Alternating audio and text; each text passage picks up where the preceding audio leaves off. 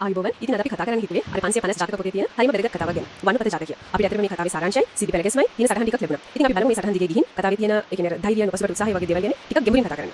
ඔව් ඒක හොඳයි. මේ ජාතක කතාවලින් ගම කතාව විතරක් නෙමෙයි තියෙන්නේ. ඒක යටින් යන පණිවිඩය හරිම වටිනවා. හරියටම. මේ කතාවේ ප්‍රධාන චරිතය බෝධිසත්වයන් වහන්සේනි. ඒ කියන්නේ අනාගත බුදු කෙනෙක් වෙන්න කෙනා. කතාව සිද්ධ වෙන්නේ කසිරට වරණස් නුවර බ්‍රහ්මදත්ත රජුගේ කාලේ. බෝසතාණිය ඉපදිලා ඉන්නේ හොඳ වෙළඳ පවුලක. ඔව් ව්‍යාපාරයක් කියන්නේ නිකම්ම ලාභ වෙන එකක් නෙවෙයි. ඒක සේවාවක්, ඒකට කැපවීමක්, අදිෂ්ඨානයක් වුණ කියන එක. ඒ පසුබිම මේ කතාවට සම්බන්ධයි. ඇත්තටම. ඉතින් කතාව පටන් ගන්නේ මෙහෙමයි. බෝසතාණන් වහන්සේ තරුණ වයසේදීම හරිම ධෛර්යවන්ත වෙළෙන්දෙක්. ඒ තමයි ලොකු අභියෝගයක් බාර ගන්නවා. ඒ තමයි ගම කරත්ත 500ක්. හිතන්නකෝ කරත්ත 500ක්.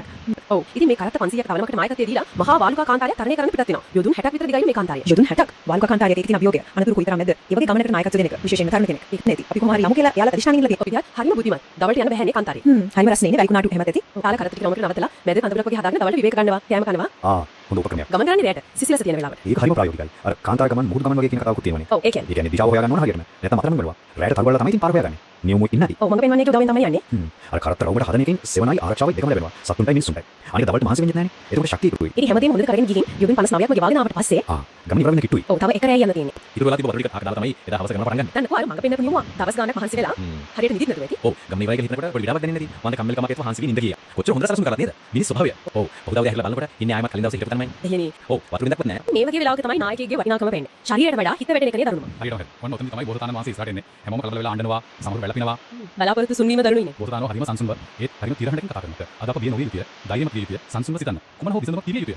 බලන්න මේ පිළිවෙල මුලින්ම බය නෙත් කරනවා. ඊට පස්සේ ධෛර්යමත් කරනවා. ඊට පස්සේ තමයි විසඳුමක් ගැන හිතන්න කියන්නේ. නිකන්ම වතුර හොයමු කියවෙන්නේ. ඔව් බය වෙලා ඉන්නකොට ඒක හිත යොමු කරන්න බෑනේ. මේක අරුබුද කල්පනාකරණයේදී හරිම වැදගත් දෙයක්. දැන් වල කියන නායකත්වයේ සසර පුරුදු කියන එකේ තේරුමක් තියෙනවා වගේ. එහෙම කියලා නිකන් හිටියෙත් නැහැ. පහවදා උදේ පාන්දරින් අර සීතලෙම බෝසතාණන් ආවට බලන්න පටන් ගන්නවා. විසඳුමක් හොයනවා. ඔව්. ඒකට තමයි දක්වනවා එකට තියෙනවා කුසතන පඳුරක්. කුසතන මේ කාන්තාරේ මැද්දේ. ඔව් වේලිච්ච පණ නැති බිමක තන පඳුරක් කොළ පාටක තියෙනවා කියන්නේ ඒක විශේෂයි නේද? ඇත්තම ඒක තමයි නිරීක්ෂණ ශක්තිය. ඒ තමයි හිතනවා මේ තන පඳුර තියෙන්නේ යටින් වතුර සිරාවක් හරි තෙතමයක් හරි තියෙන නිසා වෙන්නේ නැති. පිරිසක් ඉතින් අලුත් ජවයකින් උදුළු අරගෙන හාරන්න පටන් ගන්නවා. රියල් 60ක් කියන්නේ සෑහෙන ගැඹුරක් නේ. ඔව් හොඳටම මහන්සි වෙලා හාරනවා.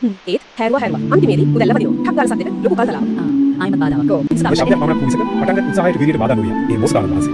එතුමා ඒ සද්දේ නතහිරෙම වෙන්නේ නැහැ. ඉන්න දිගා වෙලා ගලට කන තියලා අහගෙන ඉන්නේ. ඔව් අහගෙන ඉන්නකොට පුදුමේ කියන්නේ එතුමාට එනවා ගලේ තුලින් වතුර ගලාගෙන යන හීන් සද්දයක්. මලගේ උත්සාහය පේන බාධක ඉස්සරහ නතර වෙන්නේ නැහැ. තව ගැඹුරට යනවා. ඔබ ජල සීරාවක් මේ පැවති උන්වහන්සේගේ උත්සාහය සිදුවිලි සීරා. ඔව් ඒක හරි අපුරු එතුමා. හරියට අර ගලේ තුලේ වතුර වගේම එතුමාගේ හිතේ තියෙන අදිෂ්ඨානියත් නොකඩවා කරනවා. ගැටලුව විසඳනවා. වතුර සද්දය ඇහුනට පස්සේ එතුමා කරන්නේ පිරිස අතරින් හොඳටම හයිය හත්තිය තියෙන හිතත් ශක්තිමත් අතවැසියෙක් කතා කරනවා.